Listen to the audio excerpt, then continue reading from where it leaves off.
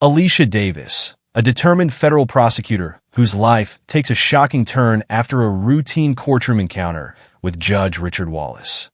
What starts as a simple dispute over a parking ticket leads Alicia to uncover a troubling pattern of bias in Wallace's rulings, one that targets vulnerable defendants in his courtroom.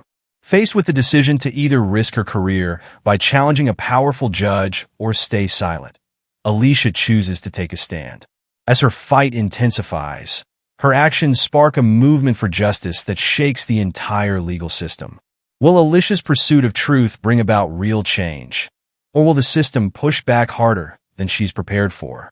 If you're ready for a story of courage and accountability, hit subscribe, like this video, and share your thoughts in the comments. Let's dive into Alicia's journey. The buzzing of her alarm broke through Alicia Davis's sleep at precisely 5:30 a.m., a sharp reminder of the meticulous routine she had built over the years. Alicia reached over, silencing the alarm with a practiced swipe. She took a deep breath, allowing herself a brief moment to center her thoughts, then swung her legs over the edge of the bed, feeling the coolness of the floor against her feet. Another day, another case, but today would be a long one, and she could already feel the weight of it settling on her shoulders. As she moved through her small, efficient apartment, Alicia couldn't help but glance at the wall in her bedroom, where her diplomas hung in sleek, black frames. Bachelor's degree in political science, Juris Doctor from Howard University Law, and her federal bar certification. Each one was a testament to her years of hard work. But they were more than that. They were symbols of the resilience that had propelled her through each stage of her life. Her father, a retired Marine, had always told her that hard work and discipline were the keys to respect. Alicia had taken that advice to heart, building a career that had placed her among the top federal prosecutors in Washington, D.C. Alicia made her way to the bathroom, where she pinned back her natural curls, observing her own reflection. At 34, her face showed a balance of youthful energy and hard-won wisdom. Her eyes were steady, reflecting the determination that had carried her through law school, countless long nights studying, and the high-pressure trials that had earned her a reputation for being thorough, prepared, and fair. People often told her she looked younger than her years, but Alicia felt that every line on her face had a story, and every story was tied to a case, a challenge, or a hard-fought battle. She dressed in her usual attire, a navy blue pantsuit, a crisp white blouse, and low-heeled black pumps that were comfortable enough for the long hours she knew she'd be on her feet. As she secured her gold watch around her wrist, she thought of her father again. Time is respect, he'd often told her, his deep voice echoing with conviction. Alicia lived by that principle, arriving early to every meeting, court session, and appointment. To her, punctuality wasn't just professional, it was personal. After preparing a light breakfast and pouring herself a cup of coffee, Alicia pulled her laptop onto the dining table to review her schedule.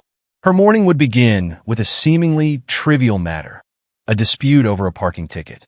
As she opened the ticket notice, Alicia felt a small pang of irritation. She had parked in a section of downtown marked by confusing signage, and she was certain the ticket was issued in error. Normally, she would have let it go, paid the fine, and moved on. But it wasn't about the money, it was about the principle. Alicia's mind drifted back to the moment she discovered the ticket on her car window, feeling a flash of frustration. She'd read the signs carefully, making sure she was within the designated hours. Yet here it was, a slip of paper accusing her of a violation she was certain she hadn't committed. She didn't have time for this, especially not with a high-stakes case awaiting her at the federal courthouse later in the day. But if she didn't stand up for herself in this small matter, how could she face herself in larger battles? The drive to the municipal courthouse was surprisingly smooth, the early morning traffic lighter than usual. Alicia appreciated the calmness, the silence punctuated only by the low hum of her car's engine and the gentle voice of the NPR host discussing the morning's news. As the iconic skyline of Washington, D.C. came into view, Alicia felt a sense of pride. She had grown up in the suburbs, but had always dreamed of working in the heart of the nation's capital. Now, every day, she drove through these historic streets, fighting for justice in a city where the stakes were always high. She parked in front of the courthouse and glanced at the clock. She was early, as always. Taking a deep breath, she grabbed her briefcase, double-checked her phone, and made her way to the entrance. The courthouse was already busy, people filing in and out with various expressions. Anxious, resigned, distracted.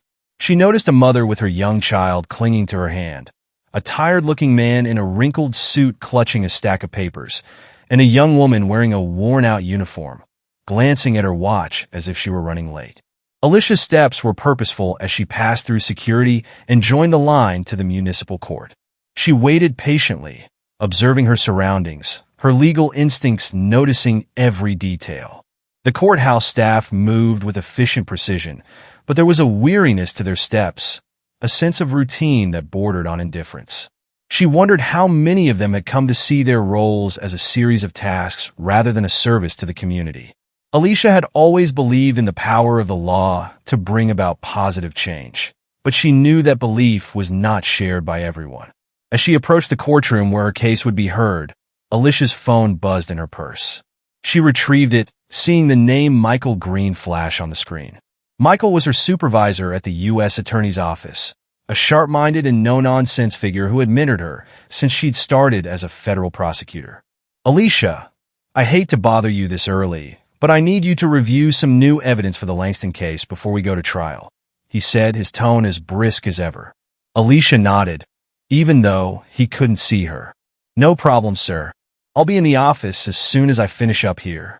"Good," Michael replied, and she could hear the approval in his voice. "This one's going to be a challenge, Alicia. I trust you to handle it." As the call ended, Alicia felt a rush of energy. The Langston case was a complex fraud trial that had been in the works for months, and she knew every detail would count. But as much as she wanted to dive into the new evidence, she reminded herself to stay present.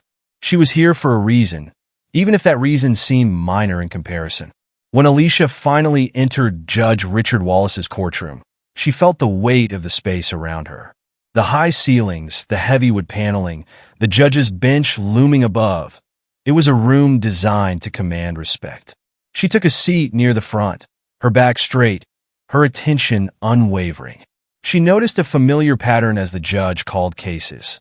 The young man in a worn hoodie received a sharp reprimand for wasting the court's time, while a well-dressed older man was treated with courtesy and understanding. Alicia's eyes narrowed slightly, her instincts sensing a subtle bias in the way Judge Wallace handled his courtroom. When her name was finally called, Alicia stood, smoothing her suit before stepping forward. She felt a slight flutter of nervousness. Not because she was intimidated, but because she knew she was about to defend herself in a system that didn't always operate by the same rules she valued so deeply. She took her place at the podium, holding her paperwork and prepared to explain the error. Judge Wallace barely glanced at her, his eyes fixed on her case file. "Ms. Davis, you're here for a parking violation," he said, his tone flat, as if he'd already decided her guilt.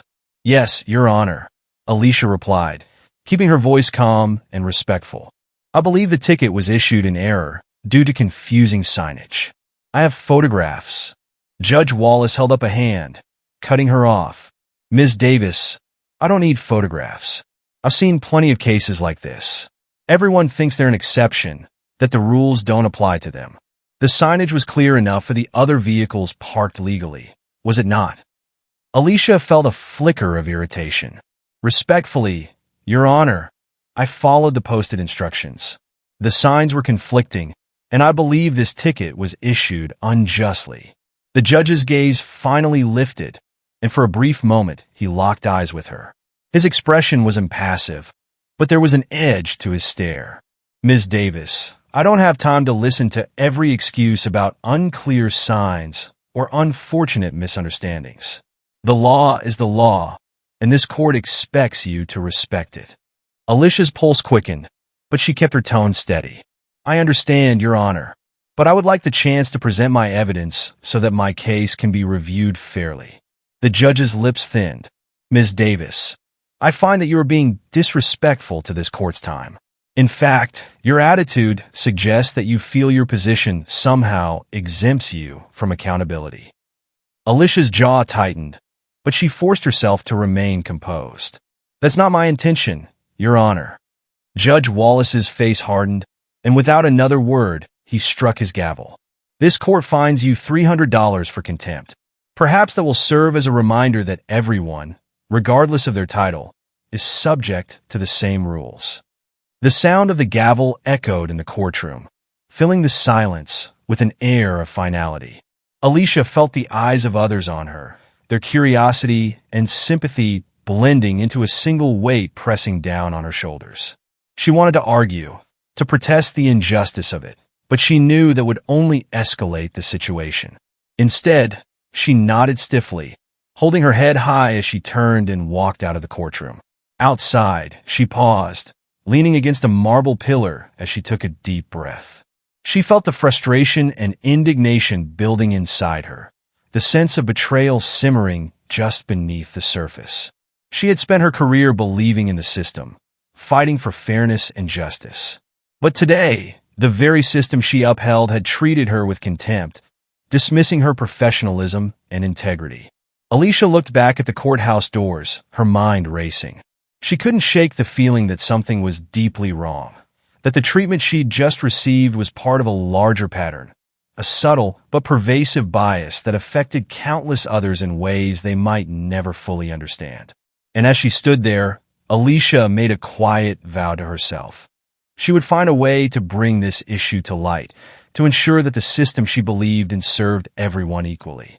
After leaving the courthouse, Alicia drove through the busy streets of Washington, D.C., her mind racing as she replayed the interaction with Judge Wallace. The towering buildings, bustling sidewalks, an endless stream of cars felt surreal, like a backdrop that had suddenly lost its meaning. She had been in countless courtrooms over the years, both as a witness to justice and, in some cases, as its instrument. But today, she had felt like a stranger, a defendant in the very system she had devoted her career to serving. The sound of her phone buzzing pulled her out of her thoughts. She saw Michael Green's name flash on the screen again, and she sighed, realizing she'd lost track of time. The Langston case, the high-stakes fraud trial she was due to prepare for, was awaiting her attention, and here she was, consumed by the fallout of a simple parking ticket dispute. Alicia's grip tightened on the steering wheel as she thought of the fine Judge Wallace had issued without a second thought. It wasn't about the $300, it was about the principle. She'd gone in with respect and patience, and instead, she'd left feeling belittled, her integrity dismissed with a single swing of his gavel. Arriving at her office, Alicia took a moment to steady herself, pushing the incident to the back of her mind as best she could. The Langston case demanded her full attention, and she knew the stakes were high. The defendant, a prominent businessman accused of defrauding hundreds of clients, had been the subject of intense media scrutiny. Alicia's case preparation involved pages of evidence, witness statements, and hours of analysis. She needed to be at her best, sharp and focused. She entered the building, feeling the familiar calm of her office surroundings. The quiet hum of focused work and the occasional sounds of conversation grounded her, pulling her mind back to the present. Alicia moved swiftly to her office, nodding to her colleagues as she passed. Despite her earlier frustrations, this was her realm, the place where she knew she could make a difference. Inside her office, Alicia settled at her desk, spreading out the files for the Langston case. She opened her laptop and began reading through the newest batch of emails from her team, checking for updates. But as she scrolled through the files, her mind kept drifting back to Judge Wallace. Her fingers stilled on the keyboard, and she allowed herself a brief moment to reflect. The memory of Wallace's voice, sharp, dismissive, unwavering in its authority, echoed in her mind. She wondered how many others had stood in front of that bench, only to be met with the same cold indifference, the same presumption of guilt. The thought unsettled her. People came to court hoping for justice, believing that their voices would be heard. But if they were dismissed without consideration, what did that say about the system? Alicia leaned back in her chair, folding her hands in her lap as she stared out the window. She thought of her clients, her witnesses, the families who had sought justice through her work. Had they too felt this sting of dismissal?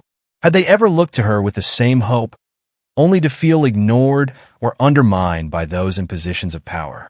Taking a deep breath, Alicia decided. She would reach out to her friend and colleague, Ben Carter, who had been at the U.S. Attorney's Office for nearly as long as she had. Ben was not only a trusted friend, but also someone who shared her dedication to justice and fairness.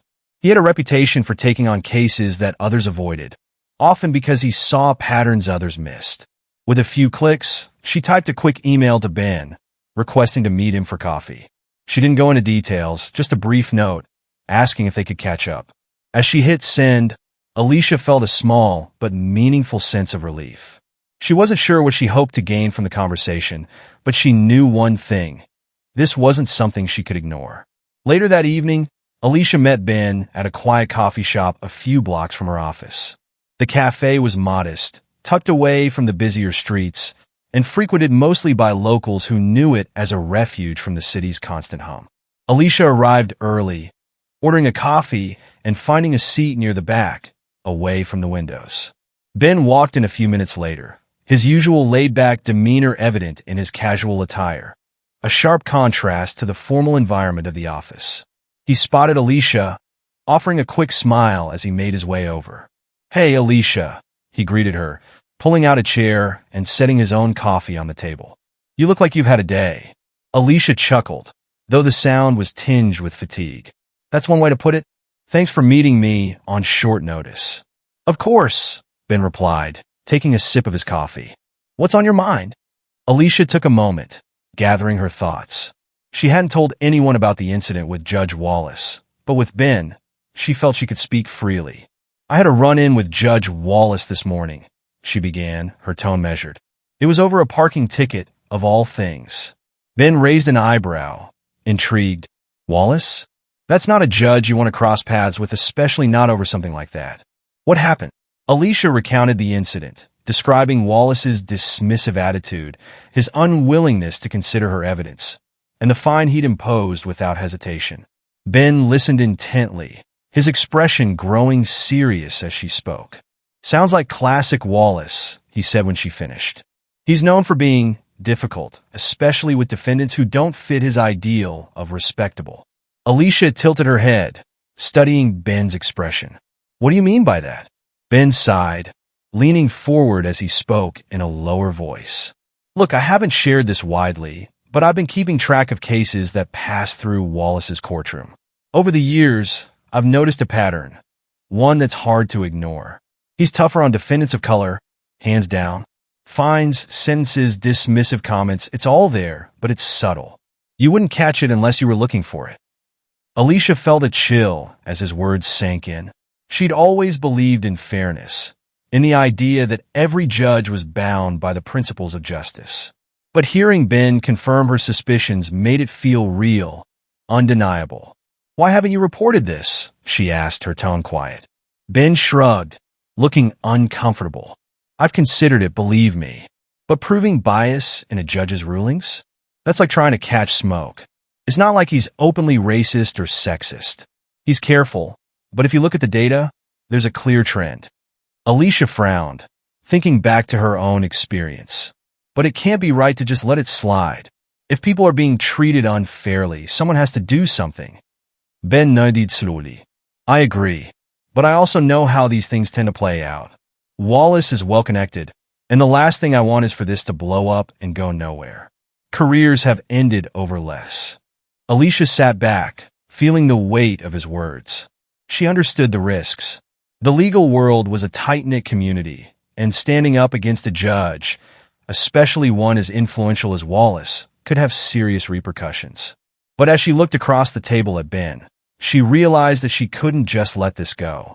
"Ben," she said, her voice steady, "I think we should look into this. Not just Wallace's cases, but the system as a whole. If there's bias happening, it's not isolated to one judge." Ben met her gaze, his eyes reflecting a mixture of caution and admiration. "You're serious about this, aren't you?" Alicia nodded, feeling a spark of determination. "I am. I don't know where this will lead, but I can't keep defending a system that ignores its own flaws. People's lives are at stake. If I stay silent, I'm part of the problem." Ben took a deep breath, then offered her a small, resolute smile. "All right, Alicia, If you're going to do this, you won't do it alone. I'll help you gather the data, and we'll tread carefully. But let's see where it leads. Alicia smiled back, feeling a renewed sense of purpose. She didn't know what challenges lay ahead, but for the first time since that morning, she felt like she was on the right path. Over the next few days, Alicia and Ben began the careful process of collecting data on cases that had passed through Judge Wallace's courtroom. They worked late into the night, combing through public records, case files, and transcripts. Alicia was meticulous, keeping detailed notes and cross-referencing each case. The more they reviewed, the clearer the pattern became. Minority defendants receive harsher penalties, lower allowances for flexibility, and in many cases, outright dismissals of their concerns. One evening, after several hours of work, Alicia leaned back in her chair, exhaustion evident in her eyes. "It's worse than I thought," she said, her voice tinged with disbelief. "These aren't just isolated cases. This is systematic." Ben nodded, his expression grim. "Wallace is just one piece of it. If he's exhibiting bias, there are likely others, maybe even on a larger scale. The data doesn't lie." As they continued their research, Alicia found herself reflecting on her own career, her journey from law school to the federal prosecutor's office, and her unwavering belief in justice. She had always believed that the system, despite its flaws, was fundamentally fair. But now, she was forced to confront the uncomfortable truth that the system she had dedicated her life to was not as impartial as she'd thought. That realization fueled her determination. She knew the risks of challenging someone like Judge Wallace. She knew the scrutiny, the backlash, and the isolation she would face. But Alicia also knew that her duty was to the people, to those who depended on the justice system, to treat them with dignity and fairness. The hours of research, the long nights, and the unwavering focus were all leading her to a decision that would shape the course of her career and, potentially, the future of the justice system she had once taken for granted. With Ben's support and a growing body of evidence, Alicia felt the first stirrings of hope. She wasn't just fighting for herself. She was fighting for every person who had been dismissed, every defendant who had been unfairly judged, and every voice that had gone unheard. And she wasn't backing down. The following week, Alicia and Ben intensified their research, coordinating their schedules to pore over case files and court records. They worked in quiet determination, setting up in Alicia's office after hours to avoid the watchful eyes of their colleagues. Each piece of evidence was like a puzzle fragment, slowly fitting into a larger picture that both unsettled and fueled Alicia's resolve. The data was alarming.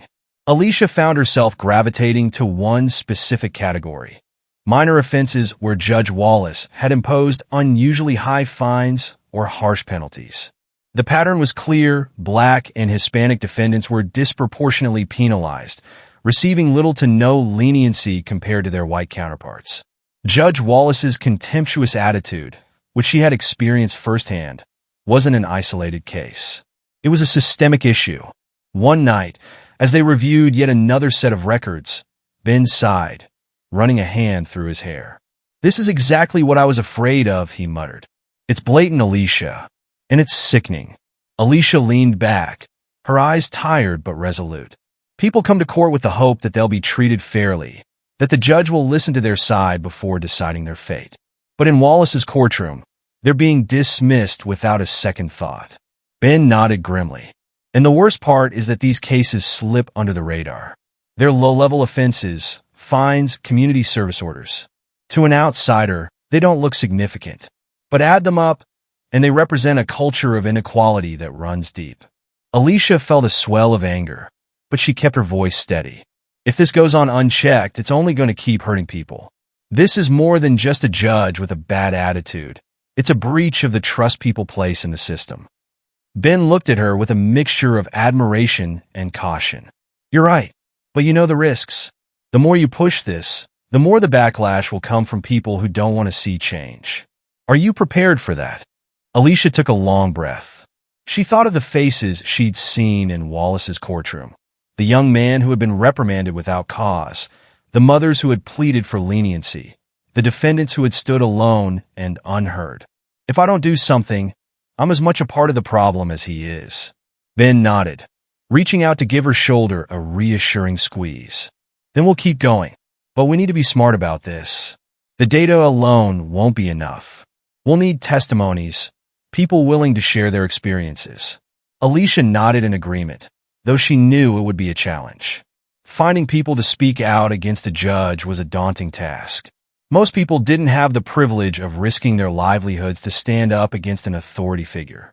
But she also knew that these voices, however reluctant, were crucial to making her case. Without them, the evidence was just data on paper. The following morning, Alicia sat in her office, scrolling through contacts and case records, making a list of potential individuals who might be willing to testify. She found herself drawn to one particular case. Eva Ramirez, the mother of a young woman who had been convicted in a case presided over by Judge Wallace. Alicia remembered Eva well.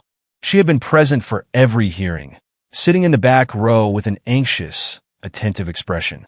Her daughter's case had involved a minor shoplifting charge, and Alicia had watched as Wallace had issued a sentence that seemed far harsher than the offense warranted. Alicia decided to reach out to her, hoping she might be willing to share her perspective. She called the number listed in Eva's case file, feeling a mix of anticipation and nerves as she waited for the line to connect. "Hello," a soft, weary voice answered. "Ms. Ramirez, this is Alicia Davis. I was the attorney assigned to your daughter's case a few months ago." "Oh, Ms. Davis, yes, I remember you," Eva said, her tone cautious. "Is something wrong?" "My daughter already completed her sentence." "No, nothing's wrong," Alicia reassured her. "But I was hoping to speak with you about your experience in Judge Wallace's courtroom. If you're comfortable, I'd like to hear your thoughts on how he handled your daughter's case." There was a pause on the line, and Alicia could almost hear Eva's uncertainty. Finally, she spoke. It was difficult. He didn't listen to her, not even when she explained why she'd done it. She made a mistake, but he didn't even seem to care about her story. It was like she was just a case file to him. Alicia felt a pang of empathy. "Ms. Ramirez, would you be willing to share your experience in a more formal way? I'm working on an inquiry into Judge Wallace's courtroom practices, and your perspective would help us understand how his rulings affect people directly." Eva hesitated, and Alicia could feel her reluctance. "I don't know, Ms. Davis. I don't want to cause any trouble. We've been through enough already. I understand, and I don't want to pressure you," Alicia said gently. "But I believe that stories like yours are important. If you choose to share, you could help make a difference for others." There was a long silence, and then, almost in a whisper, Eva replied, "Okay, I'll talk. But I need to know it'll be worth it. It will be, Ms. Ramirez. I promise," Alicia said, her voice filled with conviction. As Alicia and Ben began gathering testimonies from people like Eva, the case against Judge Wallace slowly started to take shape. Each story added a layer to their growing evidence. A mother who felt her child was treated unfairly, a young man who had received an inexplicably high fine, a woman who had been dismissed without a chance to explain her circumstances. Alicia felt both humbled and angered by the courage these individuals showed in sharing their experiences. One evening, as Alicia reviewed the day's findings, she received a text from Nina Sanders, a longtime friend and fellow attorney. Nina had been a sounding board for Alicia throughout law school and had witnessed her dedication to justice firsthand. "Saw your name come up in the courthouse. Rumor has it you're taking on Judge Wallace. Meet for coffee tomorrow?" Alicia smiled despite herself. She knew Nina well enough to recognize both the concern and curiosity in her friend's message. The next morning, they met at a cafe near the office, where Alicia shared the details of her inquiry. Nina listened intently, her brow furrowing. "Alicia, this is huge. Taking on a judge is no small feat, and you know how connected Wallace is. If this goes public, you'll be under serious scrutiny." Alicia nodded. "I know, but I can't ignore what I've found. I spent years believing that the system was fair, that people could trust it to treat them with dignity. But seeing what Wallace has done, hearing these stories, it's shaken everything I thought I knew." Nina's gaze softened. "That's why you're perfect for this, Alicia. You care, even when it's hard. But be careful. You're fighting a system that doesn't like change, and people like Wallace will do whatever it takes to protect their power." Alicia took a deep breath, feeling both the weight of her friend's words and the strength they gave her. Thanks, Nina. I needed that reminder. I'll be careful, but I won't back down. I owe it to everyone who's counting on me. The next few weeks were a whirlwind of activity, and Alicia's world felt like it was spinning faster each day. With every new case file, every testimony, and every late night spent combing through data, the scope of her investigation expanded. Ben continued to work alongside her, his own dedication matching hers, and together they built a file that revealed patterns of discrimination, bias, and judicial misconduct. But with progress came obstacles. One afternoon, Michael Green called Alicia into his office, his expression a mix of concern and disappointment. Alicia, he began, folding his hands on his desk.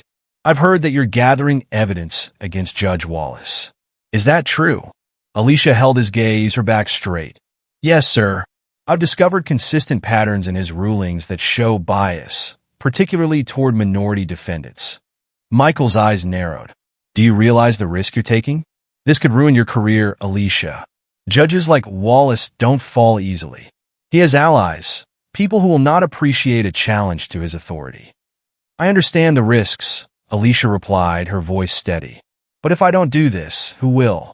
I didn't become a prosecutor just to go through the motions. I did it because I believe in justice, and justice isn't served when bias goes unchecked. Michael sighed, rubbing his temples. Alicia, I respect your commitment, but be prepared for backlash. People are already talking. Some see what you're doing as a threat, not only to Wallace, but to the stability of the court itself. Alicia felt a pang of anxiety, but didn't let it show. I've heard the whispers, but I'm not stopping. The court's stability means nothing if it's built on discrimination. Michael regarded her with a long, measuring look. Finally, he nodded. Then proceed carefully. Document everything, and don't take unnecessary risks. You have my support, but tread wisely. Alicia left his office feeling both reassured and wary. She knew she had allies, but she also knew that this fight would test every part of her strength, her resilience, and her faith in the system. One evening, Alicia and Ben reviewed their compiled evidence, looking over the data, testimonies, and court documents spread across her desk. As they worked, Alicia felt a mix of pride and apprehension. They were ready to submit their findings, but she knew that this step would bring everything to a head. There would be no going back. Ben leaned over, glancing at her with a small, encouraging smile. We got this, Alicia. You're doing something that matters, something that could change lives.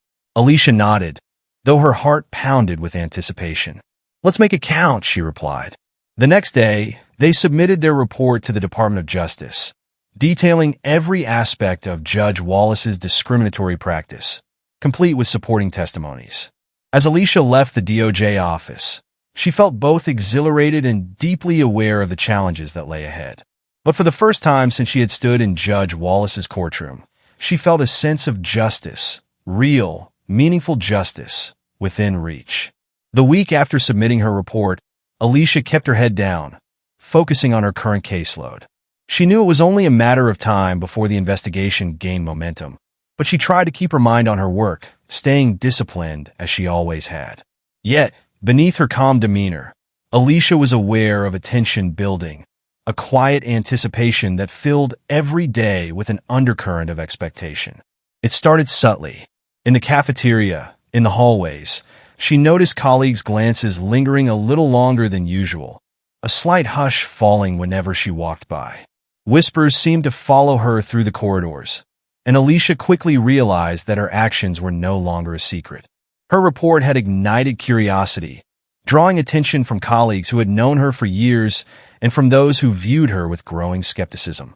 One morning, as she was pouring herself a cup of coffee in the break room, a fellow attorney named Rachel Morales approached her, her expression a mixture of admiration and concern. I heard what you did, Rachel said in a low voice, glancing around to make sure they were alone. I have to say, Alicia, I respect the courage it took to call out a judge. Not many people would risk their careers like that. Alicia looked at Rachel, recognizing the sincerity in her gaze. Thank you, Rachel. It wasn't an easy decision, but it felt necessary. I couldn't just ignore what I'd found. Rachel nodded thoughtfully. There are a lot of us who've noticed these things for years. Most of us have stayed silent because we didn't want to jeopardize our positions. You're giving people hope, Alicia. Alicia felt a warmth spread through her at Rachel's words. She had spent weeks preparing for potential backlash, but hearing that she was inspiring others brought a sense of validation she hadn't anticipated. I appreciate that, Rachel, but I'm also aware of the risks. If you hear anyone else has had similar experiences, let them know I'm here to listen. The more voices, the stronger the case. Rachel nodded, a determined look in her eyes. I'll keep that in mind. And Alicia, if you need any support, I'm here. After Rachel left, Alicia stood alone in the break room, her mind racing with a blend of hope and uncertainty. For the first time, she realized her actions had sparked something beyond her initial intentions. What had started as a single complaint was beginning to grow, attracting voices who shared her desire for change. But with that momentum came the weight of expectation, and Alicia knew she was now representing more than her own experience. Within days, the story had made its way into the local media. An article in the Washington Legal Journal reported that a formal inquiry into Judge Richard Wallace's courtroom practices had been initiated after a complaint filed by a federal prosecutor. Although Alicia's name wasn't mentioned, those who knew her quickly connected the dots, and soon enough, word spread throughout the legal community and beyond. Alicia watched as the article circulated, her phone lighting up with messages from friends, colleagues, and even old law school classmates. Some offered words of encouragement, while others were cautious, advising her to be mindful of the potential backlash. Later that afternoon, Alicia's supervisor, Michael Green, called her into his office. The blinds were half drawn, casting slanted shadows across his desk. He looked up as she entered, his face composed but unreadable. "Alicia, close the door," he said, his tone serious. She obeyed, taking a seat across from him and waiting for him to speak. "I assume you've seen the article," he began, folding his hands together. "The story is picking up traction, and people are starting to ask questions. The DOJ has already been fielding calls from reporters and inquiries from other districts." Alicia took a deep breath, meeting his gaze. "I understand, sir. I expected this might happen." Michael leaned forward, his expression softening slightly. "Alicia, I know you're doing what you believe is right, but the higher-ups are getting nervous. They're worried this could escalate, that it could lead to a full-blown investigation into the local judiciary." Alicia kept her voice steady. "With all due respect, if this investigation shines a light on practices that harm defendants, isn't that a good thing?" Michael regarded her with a mixture of respect and caution.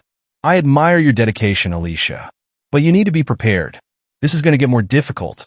Judge Wallace has powerful connections, and his allies won't take kindly to your actions. They'll be looking for any reason to discredit you." Alicia nodded, a resolute glint in her eyes. "I appreciate the warning, Michael, but I made a commitment to justice when I took this job. If that means facing backlash, so be it." Michael sighed, a faint smile tugging at the corner of his mouth. "I figured as much. Just know that I'll do what I can to support you. But be careful, Alicia. You're taking on more than one man. You're taking on a system." Later that evening, Alicia received a call from Marcus Lee, a respected civil rights attorney and a former professor from her days at Howard University Law. She hadn't spoken to Marcus in years, but his mentorship had been invaluable during law school, and she had often thought back to his lessons on ethics and the importance of integrity. "Ms. Davis," he began, his voice warm but formal. "Or should I say, Assistant U.S. Attorney Davis?" Alicia smiled, relaxing slightly. "Professor Lee, it's good to hear from you. What brings you to my doorstep?" "I read the article in the Journal," he replied. "I wanted to tell you personally how much I admire your decision to stand up against judicial bias. This isn't an easy path you've chosen." Alicia felt a surge of gratitude. "Thank you, sir. It's been challenging, but I couldn't ignore what I saw." Marcus paused, his tone becoming more serious. "I've represented clients who have faced similar treatment in Wallace's courtroom. Minorities, lower-income individuals, people who don't have the resources to defend themselves as others might. If you need testimonies or any additional data, I'd be more than willing to help." Alicia's heart raced. Marcus's support would be invaluable, not only because of his experience, but because of the respect he commanded in the legal community. Thank you, Professor. Having your perspective would strengthen the case. It's a difficult fight, but with voices like yours, we might stand a chance. They spoke for another hour, discussing strategies and ways to engage community organizations to support the inquiry. Alicia ended the call feeling a renewed sense of purpose. She was no longer fighting alone. She had allies, people with shared values, all working toward the same vision of justice. Despite the growing support, Alicia soon found herself facing mounting resistance. Colleagues who had once been friendly now avoided her in the hallways, and rumors began to circulate that her actions were drawing unwanted scrutiny to the office. Some whispered that she was jeopardizing the reputation of the U.S. Attorney's Office, that she was making the rest of them look unprofessional by stirring up trouble. One afternoon, as she walked to her office, she overheard two attorneys talking in hushed voices near the conference room. "She's putting all of us under the microscope," one of them muttered. "We work hard to maintain a certain image here, and now we're all being questioned because of her." Alicia's heart sank, but she forced herself to keep walking, her posture straight and her expression calm. She couldn't let their words get to her, not when so much was at stake. But the isolation was beginning to weigh on her, and she found herself longing for a sign that her efforts were worth the personal cost. That evening, as she sat in her quiet office, she received a text from Ben. "Just heard from another contact. Someone else willing to testify. Hang in there, Alicia. This is bigger than them. Proud of you." Alicia smiled at the message, feeling a renewed sense of determination. She couldn't afford to let doubts consume her. The voices she was amplifying mattered more than the disapproval of her colleagues. Several weeks passed, and the inquiry into Judge Wallace's conduct gained traction. The media coverage intensified, with local news stations covering the story, interviewing former defendants, and even inviting legal experts to discuss judicial accountability. Public support began to swell, with people across the city rallying behind Alicia's efforts, sharing their own experiences, and calling for greater transparency in the judiciary. One morning, as Alicia was reviewing case files, she received an unexpected email from a woman named Teresa Caldwell, the sister of a man who had been sentenced by Judge Wallace several years earlier. The email read, "Ms. Davis, I wanted to reach out and thank you for the work you're doing. My brother was convicted in Wallace's courtroom, and I've always believed he was treated unfairly. I know he made mistakes, but the way he was dismissed, the way his side of the story was ignored, it still haunts me. If there's anything I can do to help, please let me know." Alicia replied to Teresa immediately, setting up a time to meet with her. She felt a surge of gratitude for each new voice willing to step forward, each person who found the courage to share their story. With every testimony, her case grew stronger, and her commitment deepened. By the end of the month, Alicia's inquiry had grown into something far larger than she had anticipated.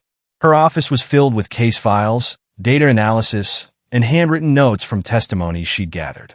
Each file, each story, represented a life affected by the judicial bias she was fighting to expose.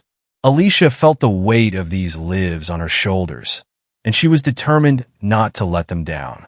One evening, she met Ben at their usual coffee shop, the quiet atmosphere providing a welcome reprieve from the intensity of her office. Ben looked tired but energized, a reflection of her own resolve. "We're close, Alicia," he said, his voice low but full of conviction. "We have enough testimonies to present a solid case. The DOJ has taken notice, and they're considering bringing this to the Judicial Review Board." Alicia felt a thrill of hope, though she kept her expression steady. "Then let's make sure every detail is airtight. We can't afford any gaps in the evidence." Ben nodded, a smile tugging at his lips. "You know, Alicia, I've never seen anyone as committed as you. What you're doing here, it's going to change lives. You're setting a precedent." Alicia's heart swelled, though she kept her voice steady. "That's the goal, Ben. If we can create real change, then everything we've faced will be worth it." As the days turned into weeks, Alicia's case against Judge Wallace moved into the public eye with increasing intensity. The Washington Legal Journal published follow-up articles on the inquiry, and the local news stations ran nightly segments discussing judicial bias and accountability. Alicia noticed that her inbox had filled with messages from strangers, some thanking her, others challenging her. Each message was a reminder that her actions were reverberating far beyond the walls of her office. But with support came backlash. Her colleagues' stares became colder, and whispers turned into murmurs loud enough for her to overhear. Comments like, "Is she doing this for the spotlight?" and "She's making us all look bad," were no longer hidden behind closed doors. Alicia's every move was now scrutinized, her reputation questioned at every turn. One morning, as she was leaving her office, her friend Nina Sanders stopped her in the hallway, her expression one of concern. "Alicia, I just wanted to check in," Nina said, her voice low. "I can only imagine what you're dealing with. But you should know, some of the senior attorneys are upset. They think you're bringing too much attention to the office, and a few of them have started pushing for an internal review of your cases." Alicia's jaw tightened. She had expected resistance, but the idea that her own colleagues would question her integrity stung deeply. "I'm aware," she replied, keeping her tone even. "But if they want to review my cases, they're welcome to. I've done nothing but uphold the law, and I'll stand by every decision I've made." Nina sighed, her gaze filled with sympathy. "Just be careful. You have a lot of people rooting for you, but there are also those who'd rather see you fall." Alicia nodded, steeling herself. "Thank you, Nina. I won't let it stop me. Not now." As she continued down the hallway, Alicia felt a renewed determination settle over her. The stakes were higher than ever, but so was her resolve. She was on the brink of something monumental, and she wouldn't let fear hold her back. A month after Alicia's report was filed, the Department of Justice formally announced a judicial review hearing to investigate Judge Wallace's conduct. The hearing was set to take place in a public forum, and Alicia was called upon to present her findings, along with other witnesses who had agreed to testify. The day of the hearing, Alicia arrived at the courthouse early, carrying a neatly organized folder of evidence. She had spent hours preparing, reviewing every detail of the testimony she had gathered, each piece of data she had analyzed, ensuring that her case would be as solid as possible. Ben met her at the courthouse entrance, offering a reassuring nod. "You ready for this?" he asked, his voice steady. Alicia took a deep breath, steadying her nerves. "As ready as I'll ever be." They entered the hearing room together, finding seats near the front. The room quickly filled with journalists, community members, legal experts, and a few familiar faces from her own office. Alicia's heart raced as she took in the audience, knowing that every word she spoke would be scrutinized. When the review board finally took their seats, Alicia felt a wave of calm settle over her. This was her chance to shine a light on a broken system, to speak for those who had been silenced. As the lead judge called her to the stand, Alicia rose and approached the podium, her posture steady and her gaze unwavering.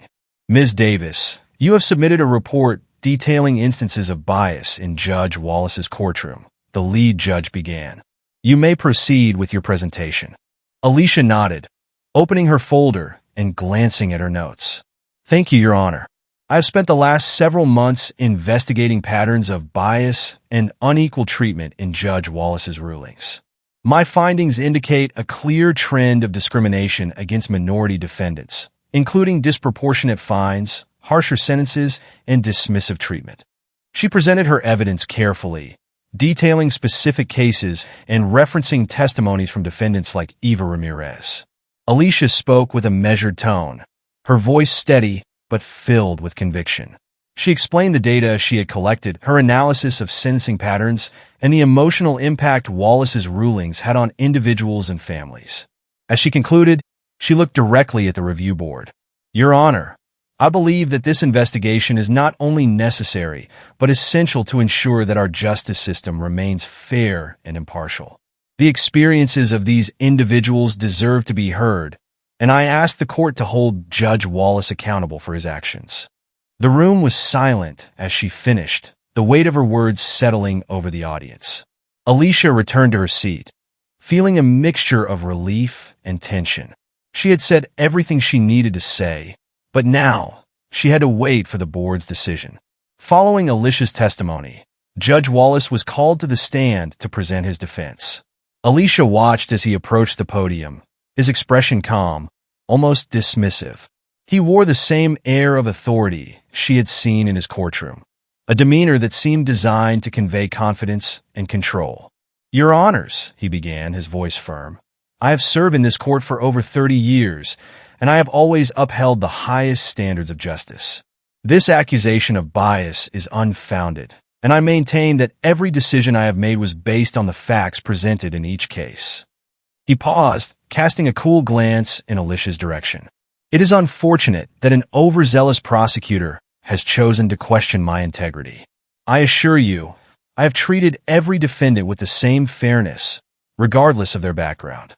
Alicia felt a surge of frustration at his words, but she kept her expression neutral. She knew that Wallace would deny the allegations. She had expected nothing less. But hearing him dismiss her work, her findings, and the voices of those affected only strengthened her resolve. The review board questioned Wallace, pressing him on specific cases and asking about his sentencing practices. Each answer he gave was carefully crafted, calculated to deflect blame and reinforce his authority. Alicia watched as he attempted to control the narrative, feeling the tension building in the room. As the hearing continued, the board called forward witnesses who had agreed to testify against Wallace. Alicia felt a swell of pride as she watched Eva Ramirez take the stand, her hands clasped tightly together, her voice trembling but resolute. "Your Honor," Eva began, her voice carrying the weight of her experience. "When my daughter was in Judge Wallace's courtroom, he didn't listen to her.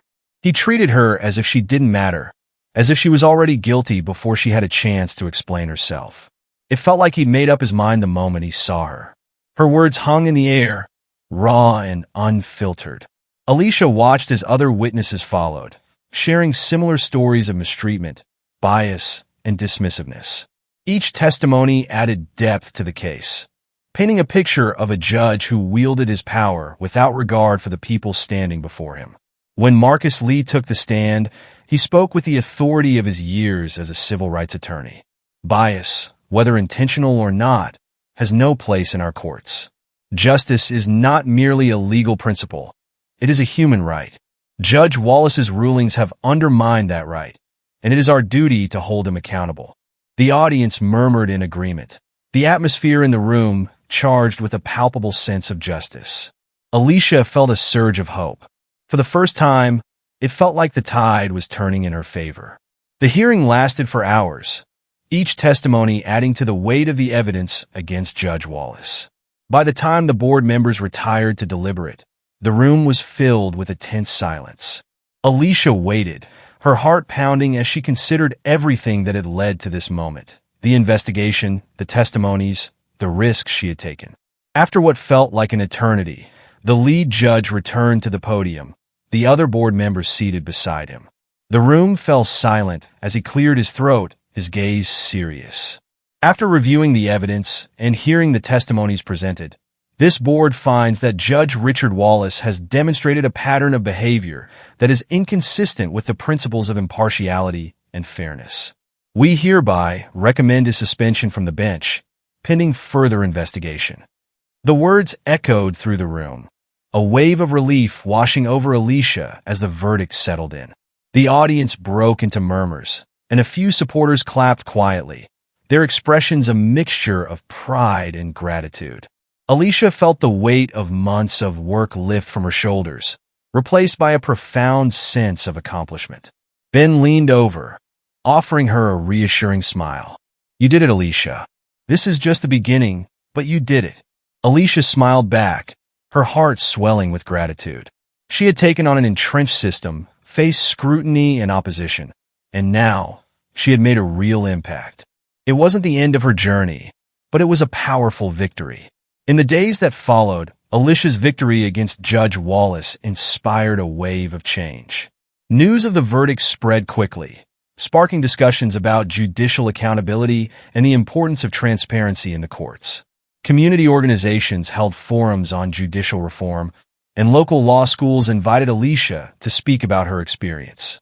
Alicia found herself fielding calls from reporters, legal activists, and even fellow attorneys from other districts who were inspired by her actions. Her once-isolated investigation had grown into a movement, a call for fair treatment that echoed beyond Washington, D.C. One evening, as she sat in her office, she received a text from Marcus Lee. "Congratulations, Alicia. You've made a difference. Don't stop here. The system needs more people like you." Alicia felt a swell of pride and determination. She had set out to address one judge's misconduct, but now she saw the potential for broader change. She knew that her work was far from over, but she was ready to continue the fight, to push for a justice system that treated everyone with dignity and fairness.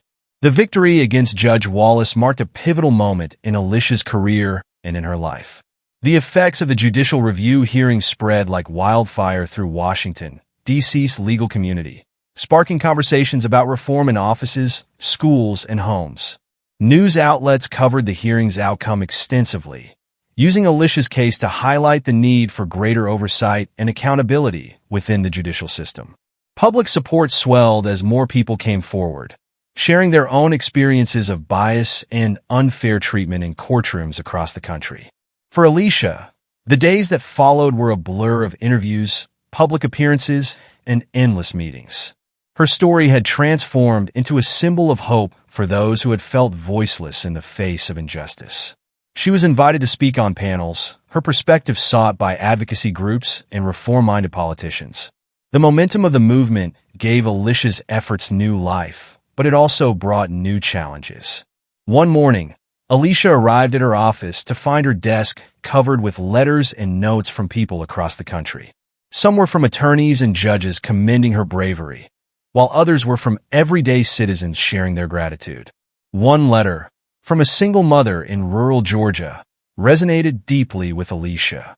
The woman described a similar experience with a local judge, thanking Alicia for standing up for people like me who have no one to speak for them. Alicia read the letter several times, her heart swelling with a mix of pride and humility. She hadn't anticipated the depth of the impact her actions would have, nor the responsibility it would bring. But as she looked around her office, filled with evidence of her efforts, Alicia realized that her fight had only just begun. Judge Wallace's suspension was a victory, but it was just one step in a journey toward a fairer, more just legal system. A few weeks after the hearing, Alicia received an invitation to meet with the U.S. Attorney General, whose office had taken a keen interest in her case. She felt a surge of excitement and nervousness as she walked into the meeting room, where the Attorney General and a small group of advisors were waiting. The Attorney General, a poised woman in her early 60s with a sharp, no-nonsense demeanor, greeted Alicia warmly. "Ms. Davis, thank you for coming," she began, gesturing for Alicia to take a seat. "I want to personally commend you on the work you've done to expose judicial bias. Your case has brought national attention to an issue that has long gone unaddressed." Alicia inclined her head respectfully. "Thank you, Madam Attorney General. I'm honored to be here. This case has highlighted the need for deeper accountability in the judiciary." The Attorney General nodded, her gaze thoughtful. "We're in the early stages of developing a national judicial reform initiative. Your experience, your insights, they would be invaluable to this effort. We're looking to establish a committee to draft new policies that emphasize transparency, bias training, and oversight within the judicial system. I'd like you to consider a role on this committee." Alicia felt a rush of pride and disbelief. She had been fighting for this cause as a single voice, and now she was being offered a chance to influence policy at the highest level. "It would be an honor," she replied, her voice steady but brimming with emotion. "I'd be grateful for the opportunity to contribute." The Attorney General smiled, nodding approvingly. "We'll be in touch with more details. This is a challenging undertaking, Ms. Davis, but I believe you have the tenacity and integrity to make a real difference." As Alicia left the meeting, she felt a sense of purpose and hope that she hadn't felt in years. She was no longer just a prosecutor fighting for justice in a single courtroom. She was becoming part of a larger movement to reform the very foundations of the judicial system. Back in Washington, D.C., Alicia's case inspired a wave of grassroots activism. Community organizations hosted public forums, encouraging residents to share their experiences in the justice system. Alicia attended several of these events, listening as people spoke of their encounters with bias, their frustrations with the legal process, and their hopes for change. At one forum, a young black man named Jeremiah Porter stood up to speak, his voice wavering as he described his experience with a misdemeanor charge that had turned his life upside down. He explained how he'd struggled to find work due to the stigma of a criminal record, even though his case had involved a minor offense. "I was treated like a criminal from the moment I walked into that courtroom," Jeremiah said, his voice filled with emotion. "Judge Wallace didn't care about my story, didn't care that I was just a kid trying to turn my life around. He looked at me and saw only my mistakes." Alicia felt a surge of empathy as she listened to Jeremiah's story.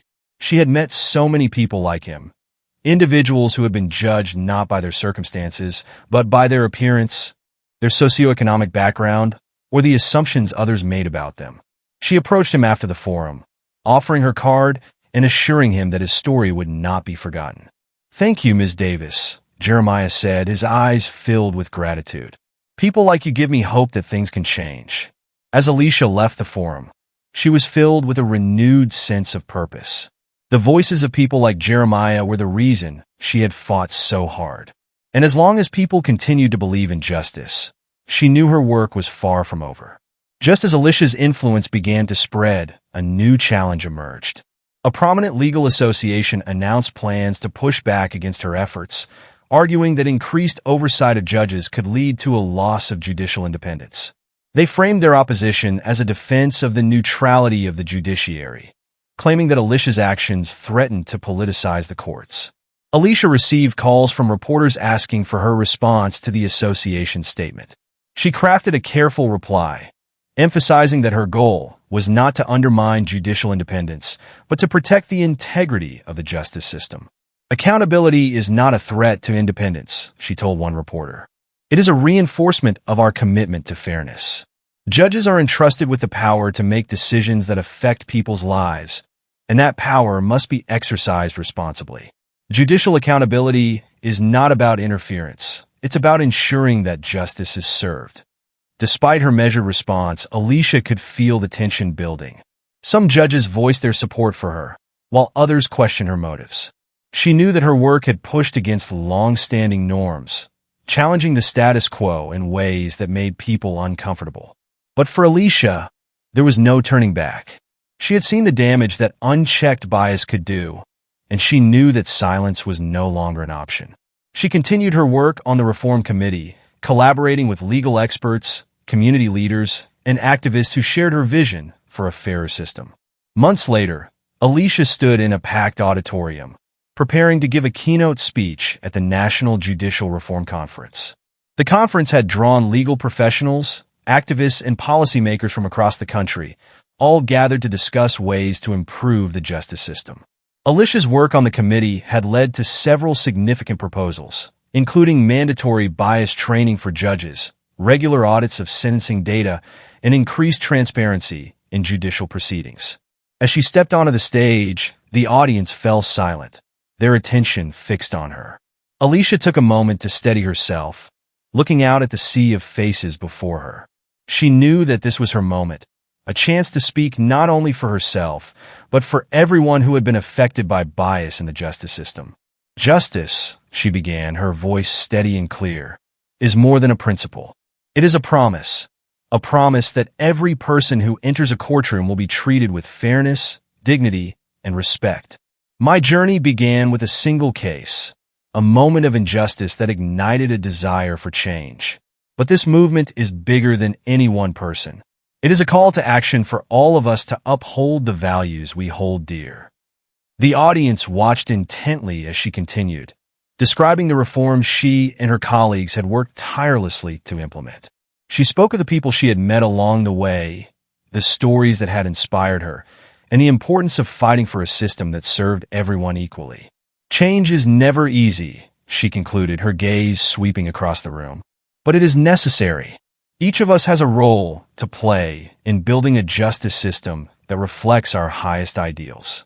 Together, we can create a legacy of fairness, a legacy of justice that will endure for generations to come."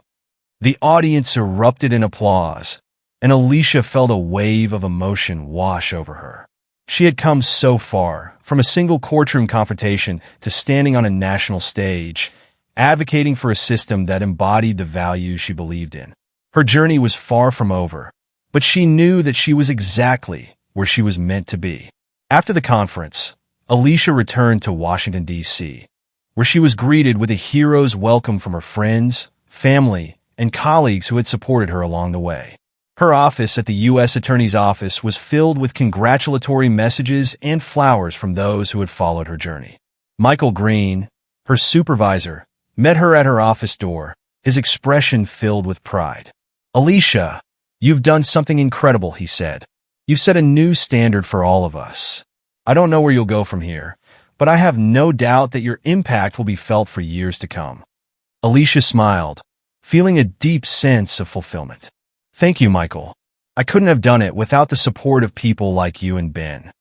As she settled back into her routine, Alicia felt a renewed sense of purpose. Her work had changed, evolving from prosecuting cases to pushing for reform. She continued to mentor young attorneys, sharing her experiences and encouraging them to pursue justice with integrity and compassion. In her office, she kept a framed copy of the article that had started it all, the article detailing her report against Judge Wallace. It was a reminder of her journey, a symbol of the courage it had taken to stand up for what she believed in. Alicia knew that the road to reform was long, that there would always be challenges, setbacks, and resistance. But she also knew that change was possible, that one voice could ignite a movement, and that justice was worth every sacrifice. As she looked out at the city skyline, Alicia felt a sense of peace and determination. She had found her purpose, and she would continue to fight for a justice system that honored its promise to every citizen, no matter their background or circumstances. In the end, Alicia's legacy was not just about winning a case or challenging a judge. It was about inspiring others to believe in the power of justice, to trust in their own voices, and to work tirelessly for a fairer, more compassionate world. And as long as there was work to be done, Alicia Davis was ready to answer the call. Thank you so much for watching and following Alicia's inspiring journey for justice. If you enjoyed this story and want to hear more powerful narratives about resilience, change, and standing up for what's right, don't forget to hit the subscribe button and turn on notifications so you'll never miss an update. We're here to bring you stories that inspire, move, and make you think. And your support helps us continue sharing them with the world. Thanks again for watching, and we'll see you in the next story.